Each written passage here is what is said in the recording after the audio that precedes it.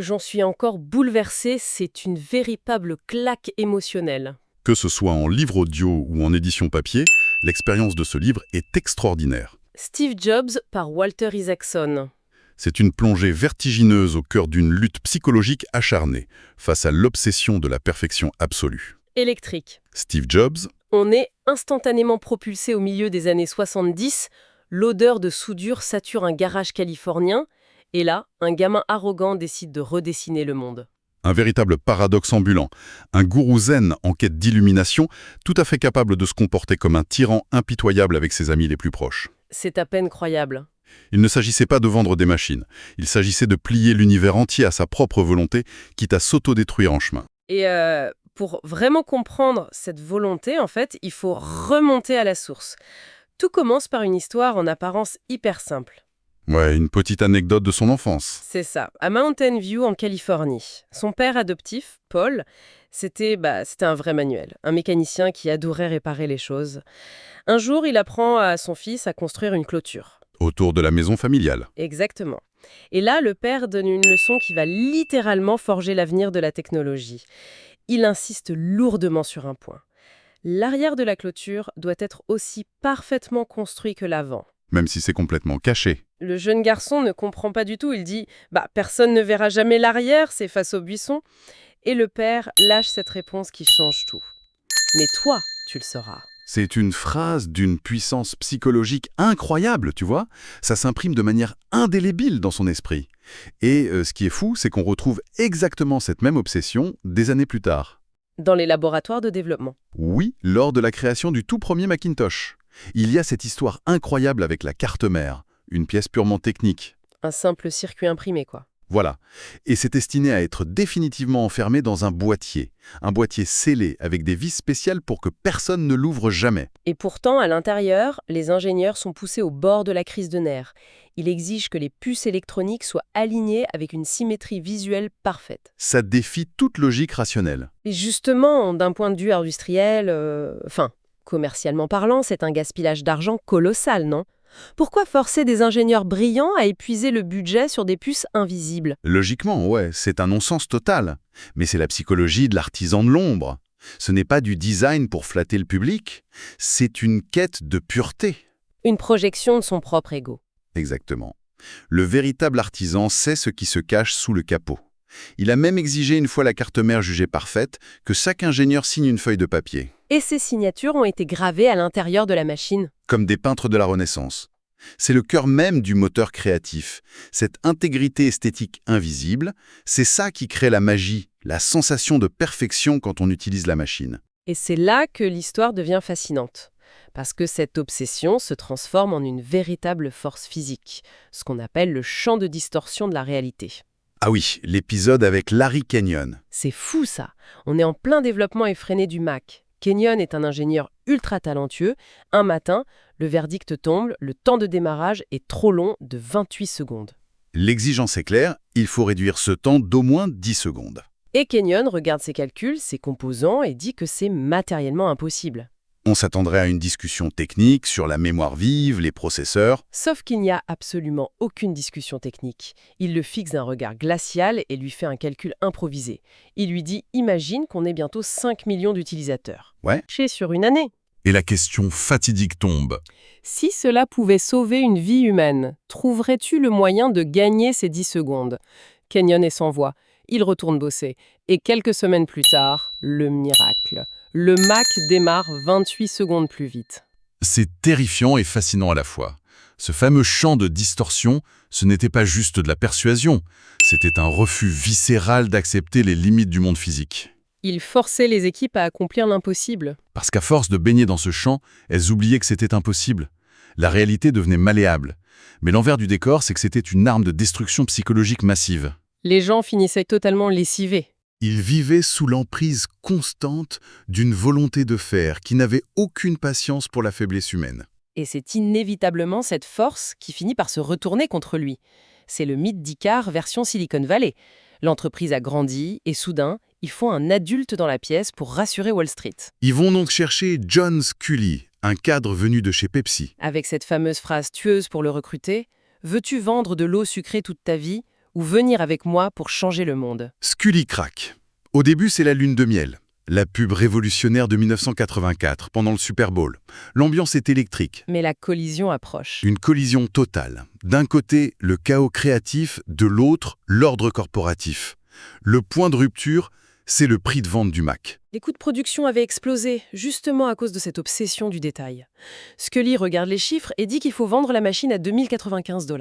Une trahison absolue de la vision originelle. Il voulait un prix sous les 2000 $ pour toucher les masses. La tension devient irrespirable. Son comportement devient erratique. Tout est binaire. Soit on est un génie, soit on est un idiot fini. Soit c'est de l'art, soit c'est de la poubelle. C'est là que l'impensable se produit.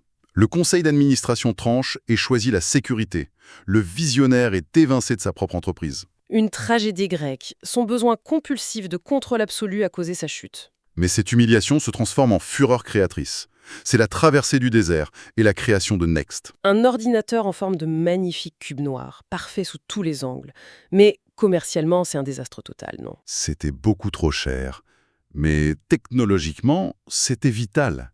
Sous le capot, il y avait un système basé sur la programmation orientée objet. Des blocs de code préexistants. Exactement. Comme des briques Lego. Ça rendait la création logicielle incroyablement fluide.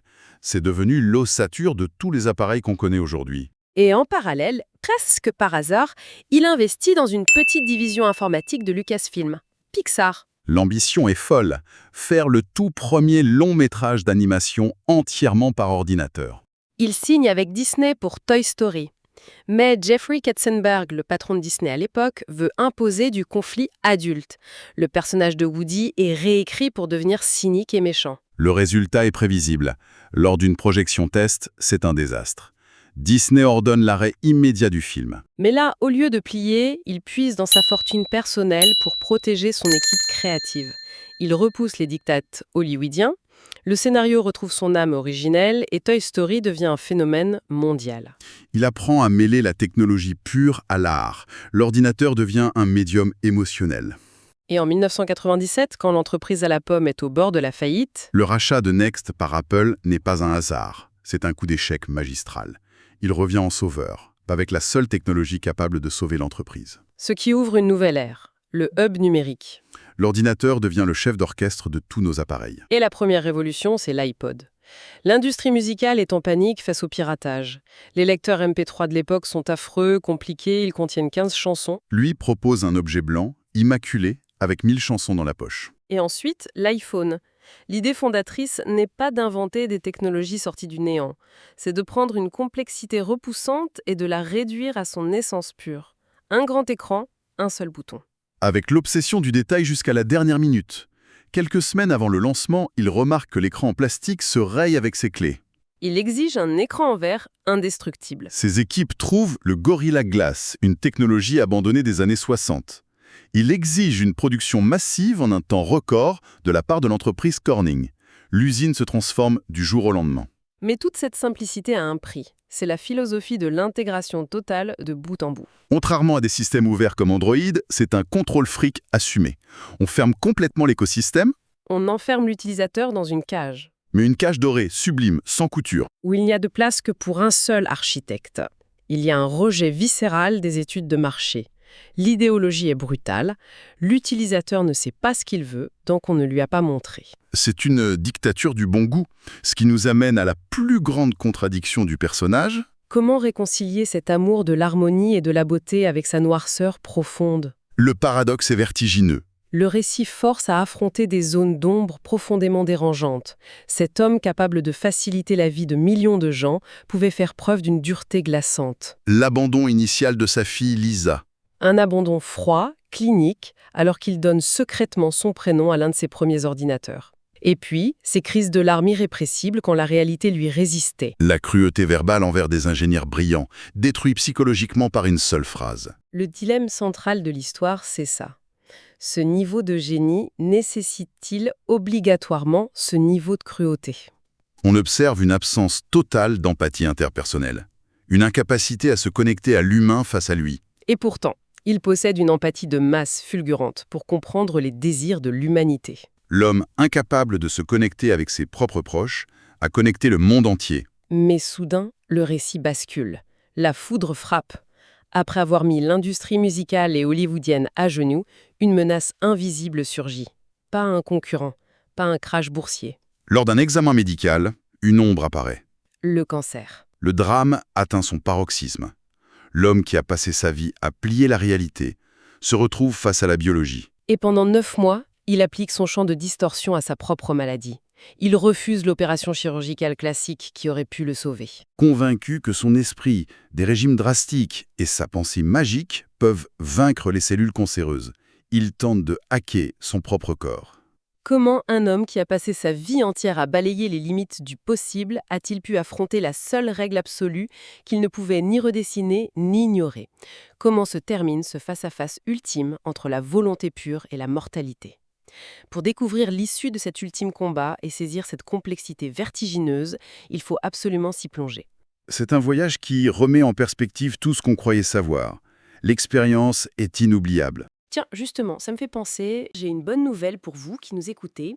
Ce livre est disponible sur Audible et vous pouvez le récupérer gratuitement en cliquant sur le premier lien dans la description.